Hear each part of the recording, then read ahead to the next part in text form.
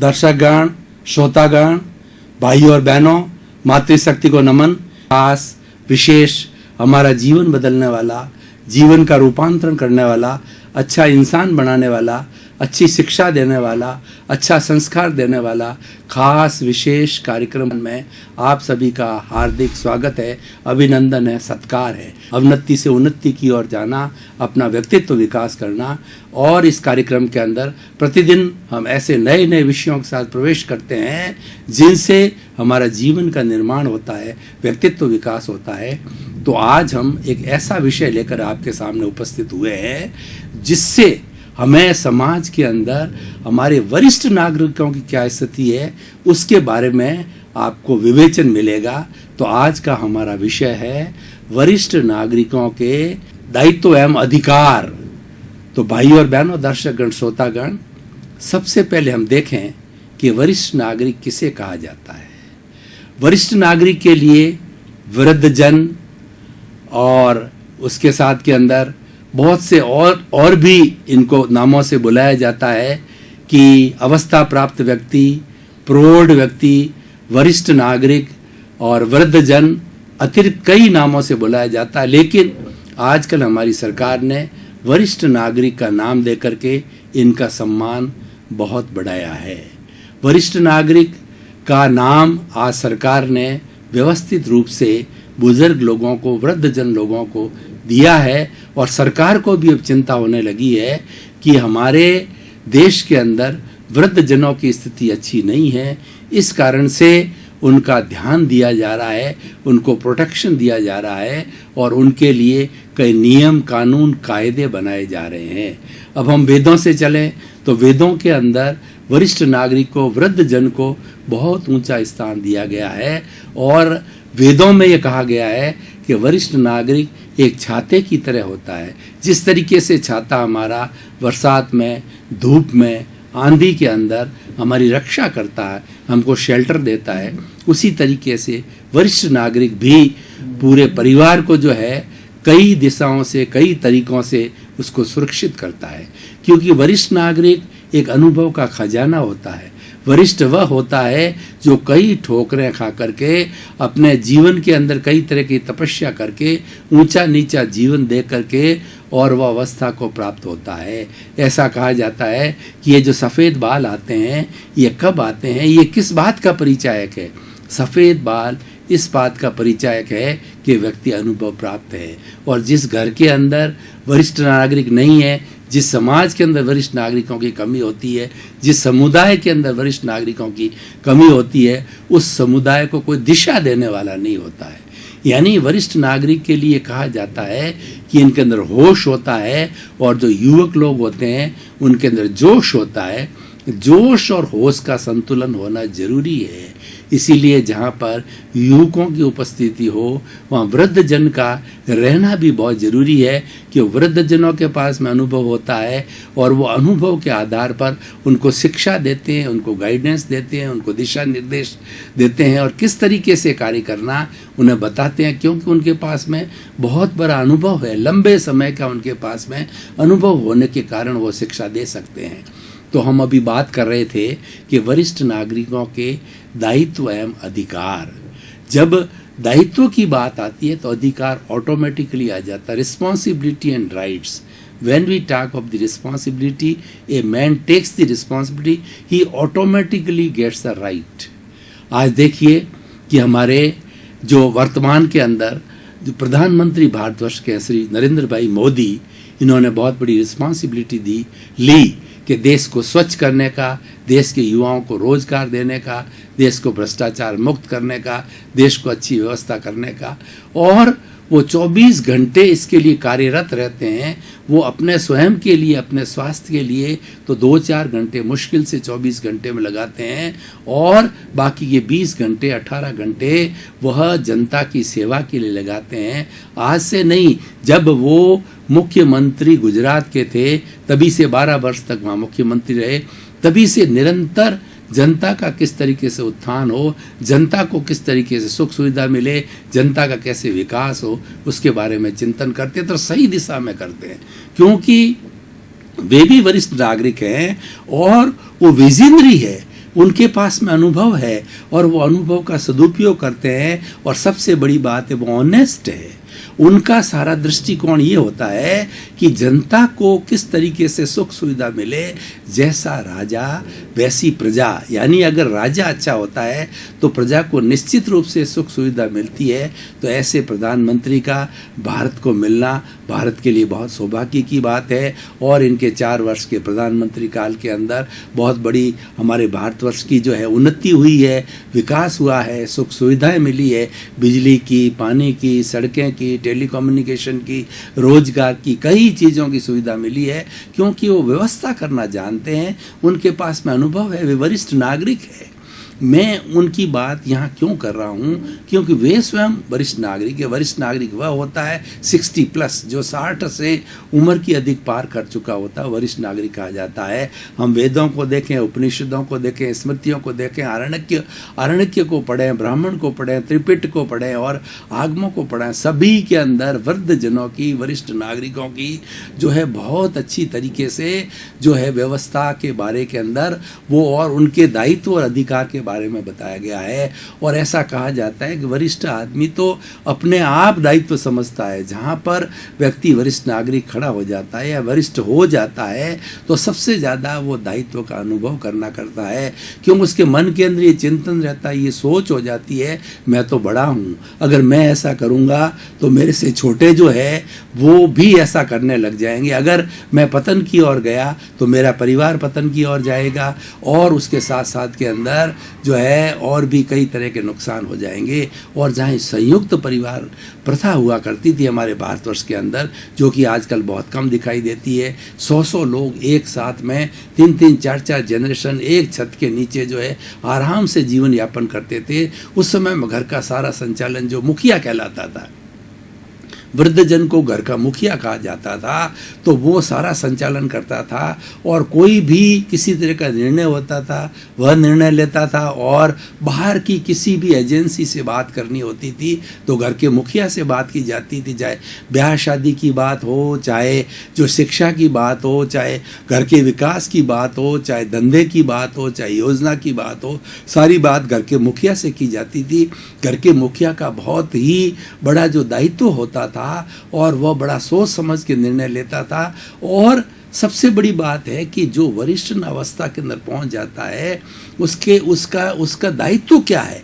उसका दायित्व है कि अपने से जो छोटे लोग हैं उन सब के साथ में समानता का व्यवहार करे, मतलब किसी के साथ में पक्षपात नहीं करे, किसी को तो अपने गले लगा दे और किसी का तिरस्कार करे, ऐसा वो उसके मुखिया को, वरिष्ठ नागरिक को नहीं करना चाहिए। अगर वो करता है तो अपने दायित्व का ढंग से निर्वाह नहीं करता है, उससे जो है वो घर के अंदर रोष पैदा होता है, गतिरोध पैदा आ जाता है, और उससे जो घर के अंदर वैमनस्य बढ़ता है, और कभी रोष वो फूटते फूटते है बहुत बड़ा स्थान ले लेता है। इसीलिए जहाँ पर समानता का व्यवहार किया जाता है, और भाई और बहनों, दर्शकगण, श्रोतागण, ऐसा हमारी एक कहावत है कि हाथ की 5 अंगुलियां भी बराबर नहीं होती। इसका मतलब ये है कि एक ही परिवार के अंदर, एक समाज में सभी लोग एक समान मेंटल होराइजन के नहीं होते हैं। कोई मंद बुद्धि का होता है, कोई तेज बुद्धि का होता है, और कोई मंदतम बुद्धि का होता है। लेकिन जो वरिष्ठ नागरिक होता है सबको लेकर के चलना होता है। जिस किसी भी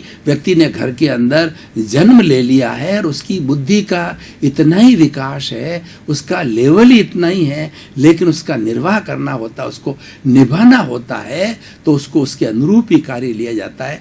लेकिन सबसे बड़ी बात है कि वरिष्ठ नागरिक के अंदर प्रेम का झरना बहना चाहिए। भाई और बहनों, दर्शकगण, श्रोतागण, प्रेम एक ऐसा रसायन है जो कि सब चीज़ों के अंदर बदलाव लाता है। जिस व्यक्ति के अंदर प्रेम का झरना बहता है, प्रेम का दरिया बहता है, प्रेम का स्रोत बहता है, प्रेम का फव्वारा चलता है, वो व्यक्ति सबको प्रिय लगता है और उसको सभी प्रिय लगते हैं। और जहाँ प्रेम की बात होती है वहाँ पे कोई मनमुटाव नहीं होता है, कोई असमानता नहीं होती। इसलिए कहा गया है, पोथी पढ़ पढ़ जग मुआ और पंडित भया न कोई, ढाई आखिर प्रेम का और पढ़े सो पंडित होए। आखिर समाज को चलाने के लिए, देश को चलाने के लिए, परिवार को चलाने के लिए सबसे बड़ा सूत्र प्रेम है। क्योंकि प्रेम एक दूसरे को जोड़ता है, प्रेम टूटे हुओं को मिलाता है, और प्रेम कभी भी दरार पैदा नहीं करता है, क्योंकि प्रेम के अंदर त्याग की भावना होती है, प्रेम के अंदर दया होती है, प्रेम में करुणा होती है, प्रेम में वात्सल्य होता है, प्रेम में तोड़ने का स्थान नहीं होता है, और प्रेम में आनंद की अनुभूति होती है। इसलिए भाई और बहनों, दर्शकगण, श्रोतागण, वरिष्ठ नागरिक का सबसे बड़ा दायित्व ये है कि उसके अंदर ऐसे पॉजिटिव थिंकिंग की सोच क्लियर होनी चाहिए, जो जैसा मैंने बताया सबसे बड़ा विजनरी होना चाहिए, उसको वो युग दृष्टा, युग सृष्टा होना चाहिए कि मैं मेरे परिवार को, मैं मेरे घर को, मैं समाज को किस तरीके से दिशा के अंदर ले जाऊं कि ताकि उसका विकास हो। वो थोड़ा फॉरवर्ड सोचने वाला होना चाहिए, और उसके अंदर वो भेदभाव की भावना नहीं होनी चाहिए, उसके अंदर प्रेम का स्रोत होना चाहिए। और एक बड़ी बात जो वरिष्ठ नागरिक के लिए दायित्व है, वो दायित्व है कि सबको साथ लेने की कला होनी चाहिए। वरिष्ठ नागरिक के अंदर ये सबसे बड़ी बात होती है कि जिस व्यक्ति की जैसी योग्यता है उसका अंकन करके उसके अनुरूप उससे कार्य लिया जाए, और हर व्यक्ति को ईश्वर ने ऐसी गिफ्ट दी है कि उसके अंदर कुछ न कुछ गुण अवश्य होता है। वरिष्ठ नागरिक की वो तीसरा नेत्र है, वरिष्ठ नागरिक का वो ज्ञान है कि उसके गुण को पहचाने और उसके गुण को पहचान कर उसी रूप के अंदर काम ले।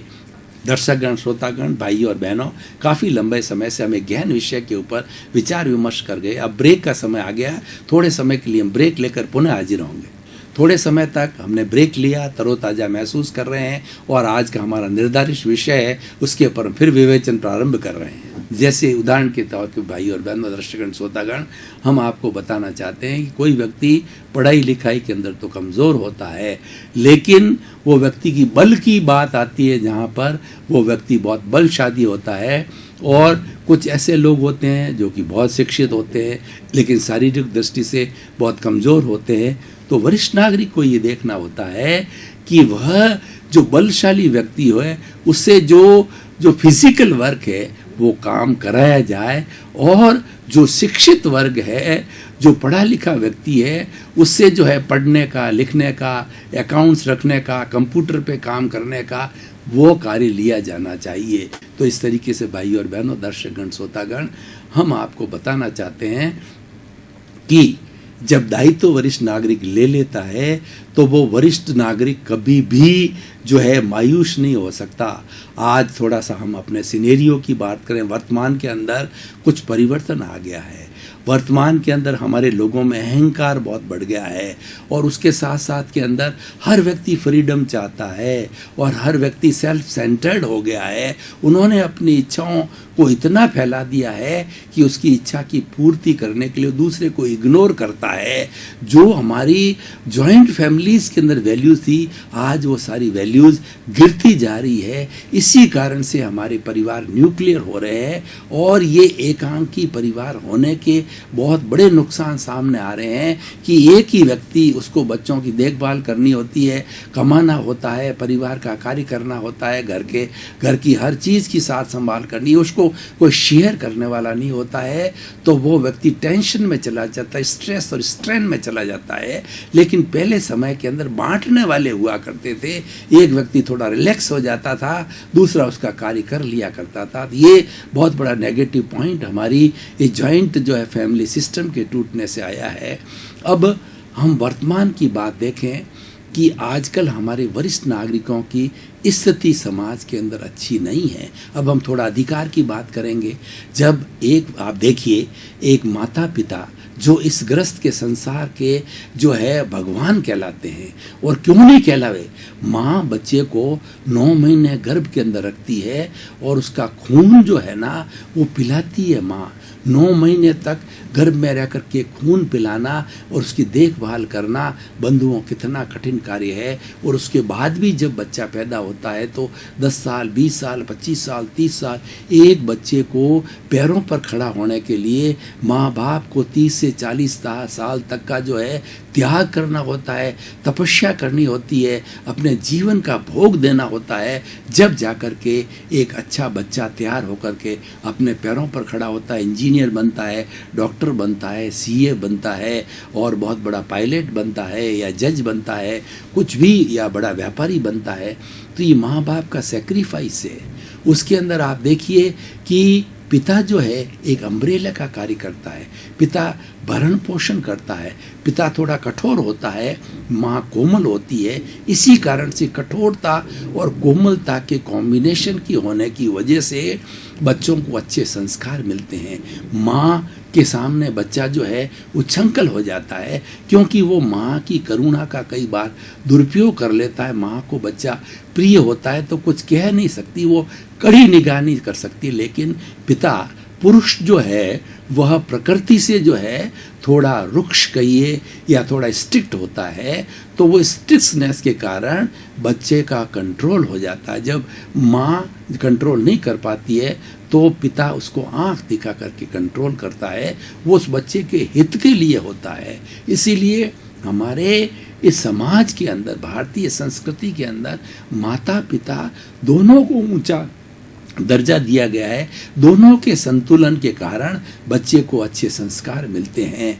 तो हम थोड़े अधिकारों की बात कर रहे हैं, तो इतना सब कुछ करने के बाद जब माता पिता वृद्ध होते हैं, जब वो रिटायर हो जाते हैं, अस्वस्थ हो जाते हैं, तो उनका अधिकार क्या होता है? उनका अधिकार होता है कि उनकी संतान जो है उनकी सेवा करे, उनको जो अच्छी मेडिकल फैसिलिटी दिलाए, और उनके मन के अंदर कोई तरह का सत्संग करने का होता है तो सत्संग के लिए जाए, और थोड़ा जो दान पुण्य करने की प्रवृत्ति भी उस उम्र में होती है। तो बच्चों को जो है माता पिता के लिए कुछ पैसा स्पेयर करना चाहिए, ताकि वो धर्म के अंदर, सत्संग के अंदर, दान के अंदर, पुण्य के अंदर जो है पैसा लगा सके, और माता पिता को अच्छे वस्त्र दिए जाने चाहिए। कुल मिला करके माता पिता 60+ हो जाते हैं, जब सेवा निवृत्त हो जाते हैं और बच्चे जब पाँवों पर खड़े हो जाते हैं, तो ऐसी स्थिति के अंदर बच्चों का ये दायित्व है और माता पिता का ये वरिष्ठ नागरिकों का अधिकार है कि उनको सुविधा मिलनी चाहिए। क्यों उन्होंने 40 साल 50 साल तक पूरे परिवार को सुविधा दी, अब उनको लेने का जब समय आया तो आज की स्थिति बड़ी विकट है। आज वृद्ध माता पिताओं की सेवा बच्चे नहीं करना चाहते हैं, और भारतवर्ष के अंदर हमारे वृद्धाश्रम नहीं होने चाहिए, क्योंकि माता पिता को संसार का जो है भगवान कहा जाता है, और हमारी भारतीय संस्कृति के अंदर वृद्धाश्रम खोला जाना, वृद्धाश्रम की बात करना बहुत ही अनुचित माना जा रहा है। लेकिन आज खोल रहे हैं, क्योंकि स्थिति जो है हमारे वृद्धजनों की बहुत ही विकट होती जा रही है। उनको खाने पीने को भी ढंग से नहीं मिलता है, उनका तिरस्कार किया जाता है, उनकी बीमारी में कोई देख रेख करने वाला होता है नहीं होता है, वो मायूस हो जाते हैं, अकेले बेचारे पड़े पड़े घर के अंदर जो है उनसे कोई बात भी करने वाला नहीं होता है। तो जब अधिकार का समय आता है उनको अधिकार नहीं मिलता है, तो ऐसी स्थिति के अंदर सरकार का ध्यान वरिष्ठ नागरिकों की तरफ गया। तो अभी सरकार, भारत सरकार या राज्य सरकार वरिष्ठ नागरिकों के लिए कितना कितना कार्य कर रही है। उन्होंने वरिष्ठ नागरिकों के लिए इस तरीके के कानून कायदे बनाए हैं कि पुराने समय के अंदर क्या माना जाता था कि बाप की संपत्ति होती थी, वो सब बच्चों का उस पर समान अधिकार होता था। लेकिन आजकल सरकार ने देखा कि मात्र जो है संपत्ति को लेने के लिए और उसको लूटने के लिए बच्चे उसके ऊपर जो है वो अपना अधिकार जमाते हैं। तब सरकार ने नियम बनाया कि अगर माता पिता की बच्चे सेवा नहीं करते हैं तो उनको संपत्ति बच्चों को बांट के देने का कोई अधिकार नहीं है। ये नियम में संशोधन हो गया है, और बच्चों को बांट करके दे भी गई है, उसको वापस लेने का अधिकार है। सरकार ने ये बड़ी स्ट्रिक्टनेस बताई और अच्छी है। इससे वरिष्ठ नागरिकों की स्थिति और उनका अधिकार जो है काफ़ी बड़ा है। और देखिए कि वरिष्ठ नागरिकों को ट्रेन के अंदर जो है कंसेशन दिया जाता है, वरिष्ठ नागरिकों को किसी भी सरकारी विभाग के अंदर लाइन के अंदर खड़े रहने की आवश्यकता नहीं, क्योंकि वो अशक्त हो जाते हैं, लंबे समय तक लाइन में खड़े नहीं रह सकते हैं। तो वृद्ध जनों को कृपया आगे आने दीजिए। उस दृष्टि से उनकी अलग लाइन होती है ताकि वो जल्दी से अपना कार्य, कोई भी सरकारी पब्लिक डीलिंग का डिपार्टमेंट हो, बिजली का हो, पानी का हो, बैंक का हो, रेलवे हो, कोई भी चीज़ हो, वहाँ पे वरिष्ठ नागरिकों को अलग लाइन के लिए की जाती है। उसके अतिरिक्त जो है वो सरकार ने वरिष्ठ नागरिकों के लिए इतनी सुविधा दी है, पब्लिक प्लेसेज ये हो उन पे वरिष्ठ नागरिकों घुटनों के अंदर दर्द हो जाता है, वो ज़्यादा लंबे समय लगेज लेकर के और चल फिर नहीं सकते हैं, तो रेलवे के ऊपर लिफ्ट लगा दी है और रेलवे प्लेटफॉर्म के ऊपर कई तरह के एलिवेटर्स लगाए गए हैं फ्लाइट के लिए। मतलब जितने पब्लिक बसों के अंदर